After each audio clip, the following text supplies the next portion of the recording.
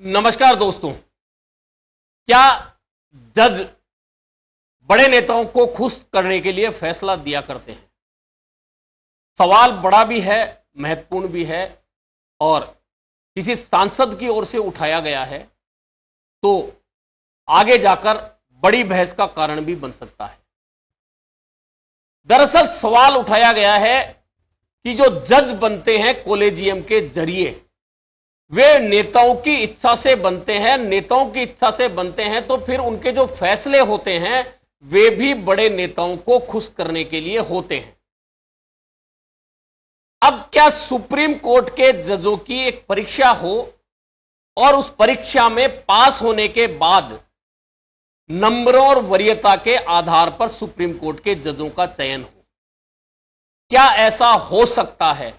हालांकि इस तरह की बातें कई बार हुई है देश में, लेकिन क्या ऐसा किया जाना सही होगा? क्या ऐसा किया जा सकता है? बहुत सारे सवाल हैं। लेकिन सबसे पहले यह बहस अब क्यों छिड़ी है? क्योंकि कांग्रेस के राजस्थान के दौसा संसदीय क्षेत्र के सांसद हैं मुरारी लाल मीणा, और मुरारी लाल मीणा ने सार्वजनिक जगह पर यह भाषण दिया है कि जज जो हैं वे बड़े नेताओं को खुश करने के लिए फैसले देते हैं, और क्योंकि कॉलेजियम उन्हें चुनती है, ऐसे में सारा सिस्टम उन्हीं के हाथ में होता है, उन्हीं की मर्जी चलती है कि किसे जज बनाया जाए। अगर सुप्रीम कोर्ट के जजों की परीक्षा हो और उस परीक्षा में जज पास हो, वरीयता नंबरों के आधार पर दी जाए और फिर सुप्रीम कोर्ट के जज बनाए जाएं, तो फिर वे किसी से डरेंगे नहीं और उनके फैसले ज्यादा मजबूती से सुने जाएंगे, ज्यादा मजबूत फैसले वो दे पाएंगे। यह कहना है कांग्रेस सांसद मुरारी लाल मीणा का। मौका था दौसा में धरने प्रदर्शन का, जहां मुरारी लाल मीणा ने यह बात कही। परीक्षा करवा लो, जो पढ़ेगा जो बन जाएगा, और जो ईमानदार से एग्जाम से पढ़ेगा वो किसी सरकार के दबाव में नहीं रहेगा। अब कॉलेजियम से बनते हैं, इससे बनते हैं, बड़े उनको नेताओं को राजी रखते हैं, कमेटी होती है, कॉलेजियम होता है, तो वो तो उन्हीं की बात करते हैं जो उनको सुप्रीम कोर्ट का जज बनाते हैं। अपने राजस्थान में ही कई ऐसे परिवार है जिन्होंने 10-10 जज बन गए। आपको याद होगा कि ऐसी बातें कई बार उठी हैं और जजों के फैसलों को लेकर कई बार उंगलियां उठी है। हालांकि सुप्रीम कोर्ट में पिछले कई दिनों से जो फैसले हो रहे हैं, खास तौर पर सीजेआई चंद्रचूड़ की बेंच या अन्य जजों की बेंचों की ओर से जो पिछले दिनों कुछ फैसले हुए हैं, वे इस तरह के हुए हैं जिन्हें लेकर न्यायपालिका पर लोगों का विश्वास मजबूत होता नजर आया है। हालांकि उन फैसलों के बावजूद जब सीजेआई चंद्रचूड़ सिंह के घर प्रधानमंत्री नरेंद्र मोदी गणेश पूजन के लिए गए तो सवाल उठ गए कि आखिरकार अकेले में क्यों गए, और तुरंत पुराने फैसलों को लेकर सवाल किए जाने लगे, प्रश्न चिन्ह लगाए जाने लगे। हालांकि बहुत सारे फैसले ऐसे होते हैं जो किसी पार्टी को पसंद नहीं आए, किसी नेता को पसंद नहीं आए, लेकिन क्या वास्तव में जज बड़े नेताओं से डरकर फैसला देते हैं? क्योंकि जो कांग्रेस सांसद मुरारी लाल मीणा ने बात कही है उसका नतीजा तो यही है, इसका मतलब भी यही है। लेकिन देश में जब छोटी छोटी परीक्षा प्रणालियों की स्थिति है, उन पर खुद सुप्रीम कोर्ट कोई फैसला नहीं दे पाया है। खास तौर पर पिछले दिनों आपने देखा होगा नीट को लेकर पूरे देश में हल्ला मचा, लेकिन क्या हुआ? कोई नतीजा नहीं निकल पाया। ना पेपर लीक को लेकर पेपर कैंसिल हुए, ना डमी कैंडिडेट होने के बावजूद परीक्षा कैंसिल हुई और काउंसलिंग शुरू हो गई।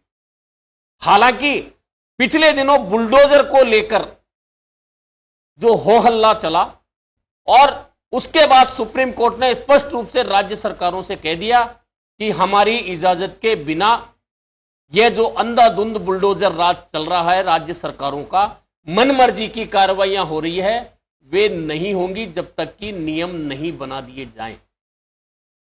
इस फैसले को लेकर भी मुरारीलाल मीणा ने कहा कि भाजपा सरकार तानाशाही का जो रवैया अपना रही है उसका सबसे बड़ा उदाहरण था लोगों के घरों पर बिना सोचे समझे बुलडोजर चलाना, और सुप्रीम कोर्ट ने उस बुलडोजर को रोकने का काम करके एक तरह से भाजपा की तानाशाही को पूरी तरह से उजागर ही नहीं किया बल्कि उसे रोकने का भी काम किया है।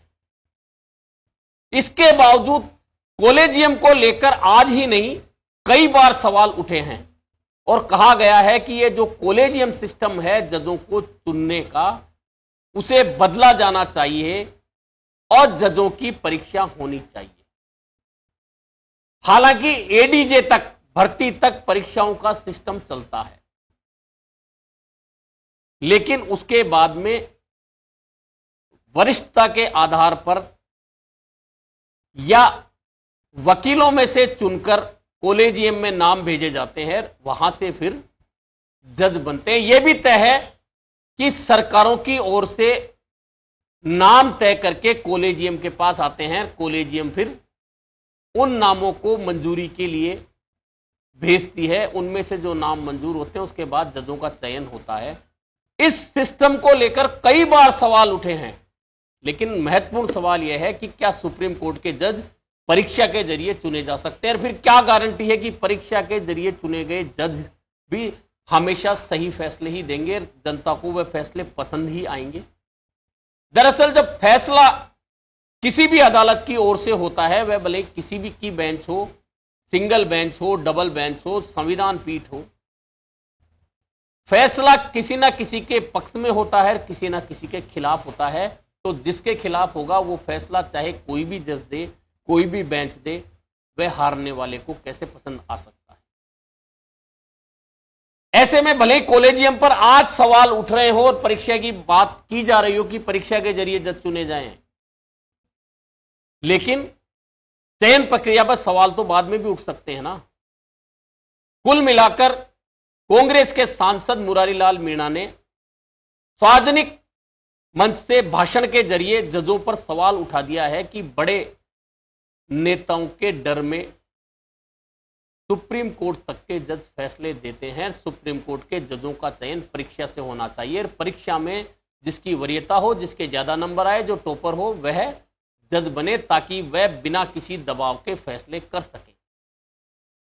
अभी यह सवाल उठा है, एक सांसद के जरिए उठा है, ऐसे में निश्चित है कि इस पर बहस तो शुरू होगी। बहस कितनी होगी, कहां जाकर ठहरेगी, कहां नहीं ठहरेगी, और सांसद की ओर से सार्वजनिक रूप से अगर जजों पर उंगली उठाई गई है तो क्या जज इस पर कोई प्रसंज्ञान भी ले सकते हैं। सबसे महत्वपूर्ण बात यह है, क्योंकि जजों पर उंगली उठी है, जजों के फैसलों पर उंगली उठी है कि जज बड़े नेताओं के डर से इस्तीफा देते हैं, उनके प्रभाव से फैसले देते हैं। ऐसे में सवाल काफी महत्वपूर्ण है। अब देखना यह है कि क्या खुद पर उठी उंगली के बाद में सुप्रीम कोर्ट कोई प्रसंज्ञान लेता है, कॉलेजियम सिस्टम को लेकर एक बार फिर नई बहस शुरू होती है। क्या सुप्रीम कोर्ट के जजों के लिए परीक्षा का सिस्टम शुरू हो सकता है।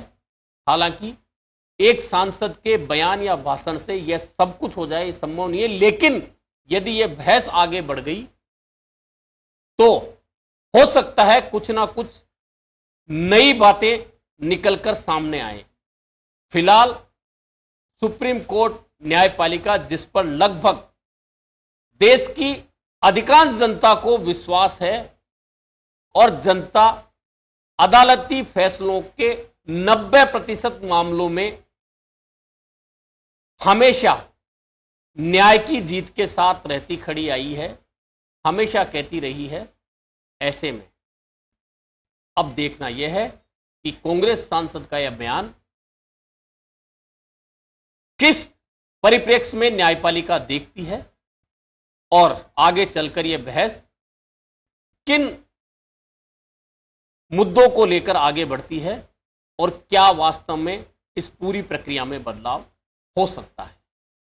अभी के लिए इतना ही, फिर मिलेंगे नए मुद्दे पर चर्चा के साथ।